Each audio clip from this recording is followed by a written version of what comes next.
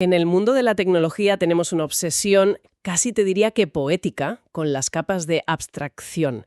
Construimos estas catedrales de software enormes como Kubernetes y nos encanta vivir en el ático con las vistas. Pero claro, nos olvidamos por completo De la fontanería del sótano, de esa tubería maestra sin la que todo, absolutamente todo, se inunda. Recuerdo un caso de un equipo que se pasó semanas depurando un problema de latencia, culpando al código, a la red, y al final era una mala configuración en una capa tan baja que nadie había mirado allí en años. Totalmente. Y esa tubería, ese componente del que nadie se acuerda hasta que algo va espectacularmente mal y el agua te llega al cuello, es el container runtime. Justo eso. Es el motor que está debajo del capó, el que realmente hace el trabajo sucio, vamos. Es lo que convierte una definición bonita en un YAML en algo que de verdad está vivo y funcionando. O sea que sin él no hay nada. Nada. Sin él, gestionar contenedores sería, como dice la fuente, intentar cocinar una paella sin paellera. Un caos absoluto. Los ingredientes por todas partes. Pues hoy vamos a bajar a ese sótano, con linterna y botas de agua. Vamos a hacer una exploración a fondo de ese héroe anónimo. ¿Qué es exactamente? ¿Por qué debería importarnos más allá del pánico de una caída general? Y haremos un recorrido por los más populares, como si fuera una cata de vinos para nerds, buscando matices, aromas y, bueno, viendo cuál te deja la peor resaca. Y que quede claro, todo el análisis que vamos a destripar hoy, con cariño y un poco de mala leche, sale de un artículo del blog nivelepsilon.com. Allí está la versión seria y por escrito para quien quiera los detalles sin el espectáculo. Pues venga, pongámonos el casco de espeleología que bajamos. Muy bien, pues vamos a desgranar esto. Para empezar, y para quien no viva con la cabeza metida en un clúster todo el día, ¿qué demonios es un container runtime? La analogía del artículo es el motor de un coche. Y me parece un buen punto de partida. Sí, es una buena analogía. Ese software que coge la aplicación empaquetada y la pone a funcionar. Pero claro, ponerla a funcionar esconde una complejidad brutal. No es solo ejecutar un binario y ya está. No, claro. Es crear un universo aislado para esa aplicación en milisegundos. Es el responsable de arrancar y parar los contenedores. Sí, pero su tarea más crítica es el aislamiento. Ah, el aislamiento. Tiene que asegurarse de que los contenedores no se peleen entre ellos por los recursos, como si fueran hermanos berciagos por el último trozo de tarta. O sea que es el árbitro que evita que el contenedor de la base de datos se beba toda la RAM y deje seco al del frontend. Justo. Gestiona el acceso a la CPU, a la memoria, y también maneja cosas tan importantes como el almacenamiento y las conexiones de red para cada contenedor. Crea una burbuja, un entorno controlado donde cada aplicación cree que tiene la máquina para ella sola. Y gracias a eso, Y el resultado final de todo ese trabajo silencioso es que los contenedores son lo que prometen ser: ligeros, portátiles y sobre todo predecibles. Da igual si lo ejecutas en tu portátil o en un servidor en la nube. Esa consistencia es la piedra angular sobre la que se construye todo el ecosistema de Kubernetes. perfecto. Pues si ya tenemos claro que es el fontanero, el árbitro y el director de orquesta de todo este circo, creo que es hora de hacer ese tour por los sospechosos habituales. Empecemos por el principio, por el que lo empezó todo: Docker, la estrella de rock que llenaba estadios. Sin duda, Docker fue el pionero. A ver, no inventó los contenedores. Esa tecnología llevaba tiempo en el kernel de Linux. Pero los puso en el mapa. Exacto, los puso en el mapa. Hizo que empaquetar y distribuir aplicaciones fuera accesible para todo el mundo. Su gran fortaleza siempre ha sido su ecosistema masivo, con Docker Hub como una biblioteca universal de imágenes, y su línea de comandos, que es increíblemente intuitiva. Simplificó un proceso que antes era un arcano para muchos. Pero entonces llevó Kubernetes y, con el tiempo, la relación se rompió. Se divorció de Docker. Si era tan bueno y tan popular, ¿qué pasó ahí? ¿Fue una ruptura amistosa o es que Kubernetes se casó, digamos, del equipaje de Docker? Pues fue más bien una separación por séplice. Diferencias irreconciliables de diseño. Aquí la analogía del artículo es clave. Docker era un restaurante con servicio completo. Tomaba la orden, cocinaba, servía la mesa y te cobraba. Un todo en uno. Eso es. Tenía su propio sistema para gestionar redes, volúmenes, la construcción de imágenes, de todo. Y Kubernetes, en su papel de gestor de flotas a gran escala, en realidad solo necesitaba la cocina. Solo la parte de cocinar. Justo. El resto de servicios de Docker era un overhead innecesario. Añadían complejidad y potenciales puntos de fallo. Kubernetes ya gestionaba las redes, los volúmenes y el ciclo de vida a su manera. No necesitaba otro sistema haciendo lo mismo por debajo. Entiendo el divorcio. Kubernetes necesitaba algo más ligero, más especializado. ¿Y cuál fue la solución? ¿Crearon algo desde cero o surgió algo de las cenizas de esa relación? Pues un poco de las dos cosas. De ese divorcio nace el siguiente en nuestra lista, Containerd. La cocina que se independizó del restaurante. Exactamente. Containerd nació del propio proyecto Docker, pero se extrajo para ser justo eso, una cocina. Un componente ligero, eficiente y optimizado para una única tarea. Cocinar, es decir, ejecutar contenedores, sin adornos, sin florituras. Y supongo que la gran ventaja es precisamente esa, la falta de equipaje. Exacto. Su gran ventaja es la rapidez y la eficiencia. Al eliminar toda la parafernalia de Docker, consume menos recursos y tiene menos partes móviles. Y esa eficiencia no es solo un número en un benchmark, ¿eh? No, claro. Eso a gran escala. A gran escala, en un clúster con miles de pods, la sobrecarga de un runtime más pesado se traduce directamente en dinero. Hablamos de necesitar más nodos, más caros, para hacer el mismo trabajo. Es un coste oculto que escala muy, muy rápido. Y además tiene pedigrí, ¿no? No es un proyecto cualquiera que salió de un garaje. Desde luego, es un proyecto graduado de la CNCF, la Cloud Native Computing Foundation. Que es la que lleva a Kubernetes, Prometheus. La misma. Ser graduado es como recibir el sello de listo para producción a gran escala de la industria. No es casualidad que sea el runtime por defecto en los grandes, Amazon EKS, Google GKE y Microsoft AKS. Su integración nativa con Kubernetes a través del CRI, la Container Runtime Interface, es directa, sin intermediarios, lo que lo hace increíblemente robusto. Vale, suena como la opción sensata, la elección por defecto, pero si carece de las herramientas amigables de Docker, ¿no es un paso atrás para el desarrollador que quiere depurar algo directamente en el nodo? Es una pregunta muy pertinente. Su defecto, si se puede llamar así, es que para interactuar directamente con él usas herramientas como CTRL o Crictel, que son más espartanas. Vamos. Más para cirujanos. Sí, más para cirujanos que para médicos de cabecera. Pero aquí está el quid de la cuestión.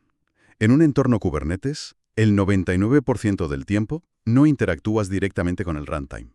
Es el propio Kubernetes quien da las órdenes. Tú usas kubectl y te olvidas. Exacto. Para el día a día, sigues usando kubectl. Así que, en la práctica, esa falta de herramientas bonitas no es un problema real para la mayoría. Entendido. Es como tener un motor de Fórmula 1.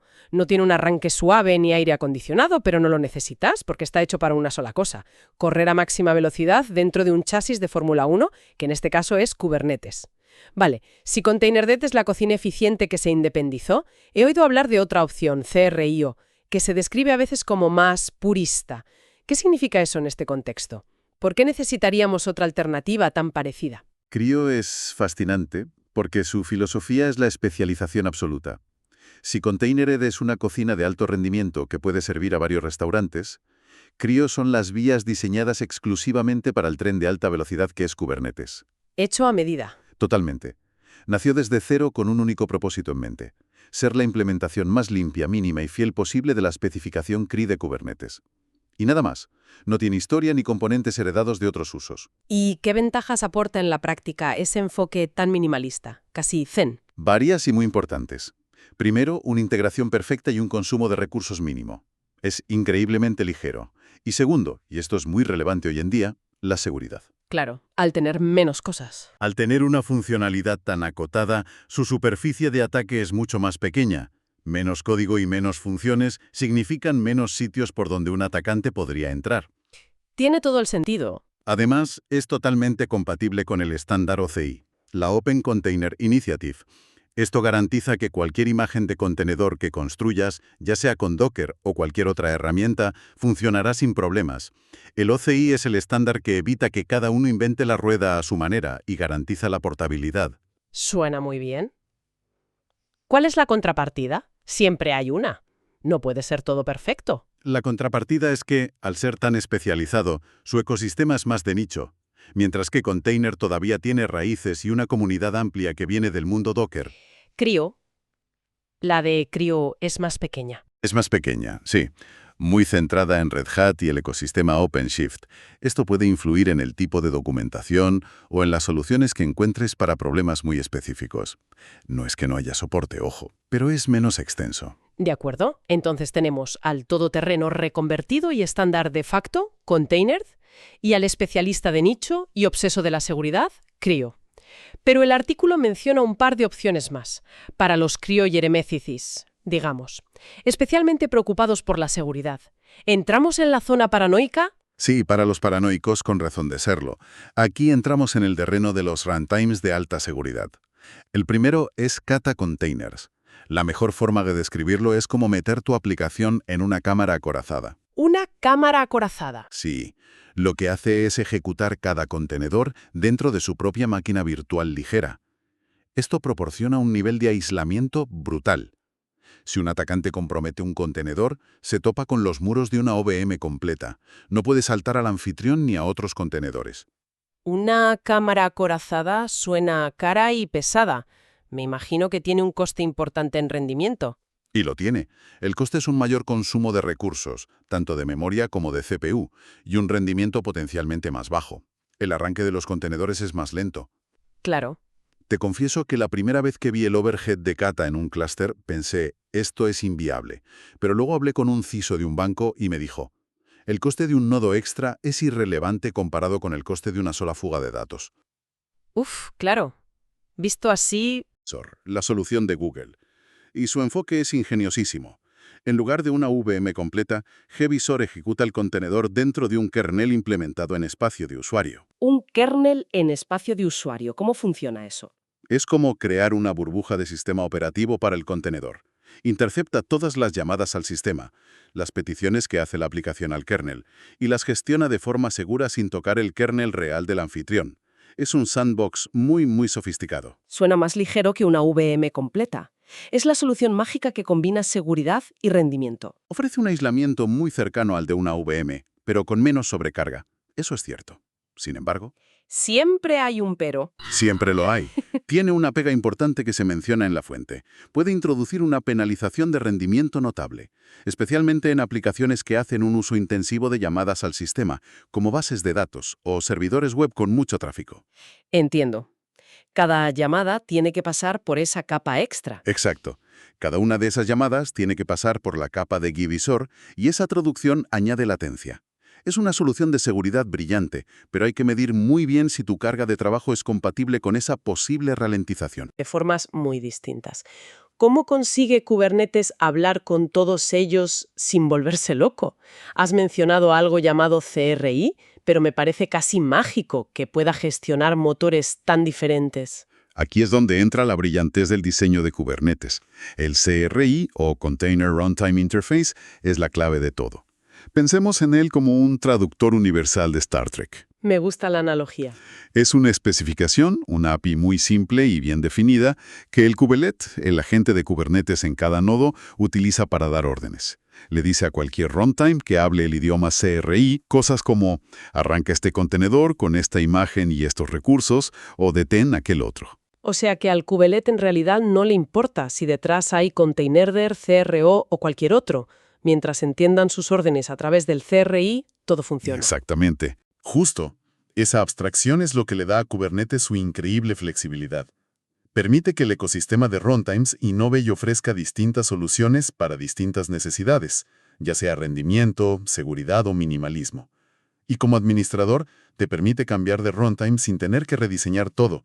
Es una pieza de arquitectura que posibilitó toda la innovación que hemos visto. Lo que nos lleva a la pregunta del millón, la que se está haciendo quien nos escucha.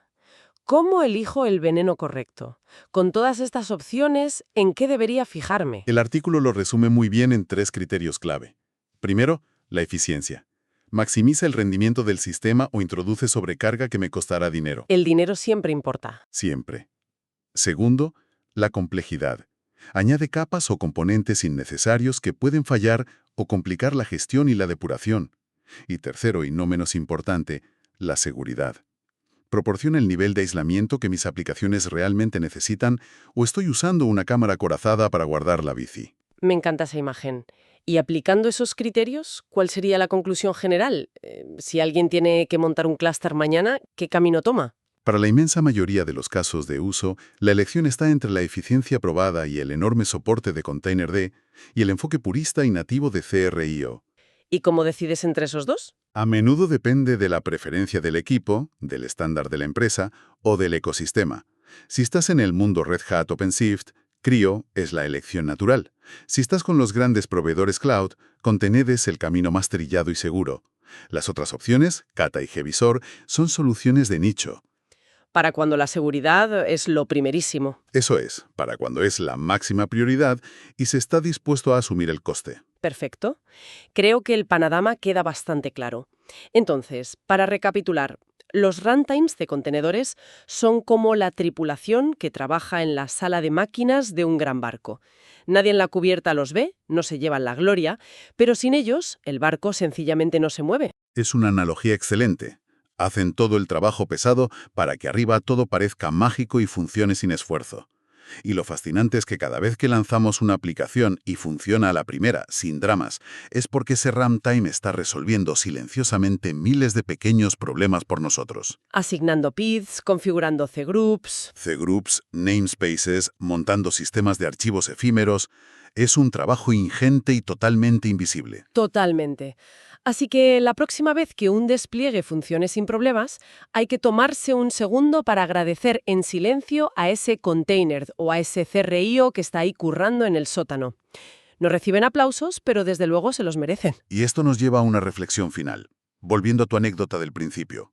Con la creciente complejidad de la nube y las capas de abstracción que seguimos añadiendo, ¿estamos prestando suficiente atención a estas capas fundamentales? Buena pregunta. ¿O simplemente asumimos que simplemente funcionan, hasta el día en que inevitablemente dejan de hacerlo y nos encontramos con una crisis en el sótano que nadie sabe cómo arreglar? Una pregunta inquietante y muy necesaria.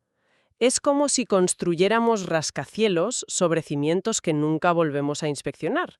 Da un poco de vértigo. Y bueno, si después de esta charla a alguien le han quedado ganas de ver los comandos exactos, la teoría sin mis divagaciones, o simplemente quiere tenerlo todo por escrito, tiene el artículo completo en el blog. El enlace directo está en la descripción. Hay que pasarse por nivelepsilon.com. Ahí está todo detallado, con pelos y señales. Hasta la próxima y que vuestros contenedores arranquen rápido.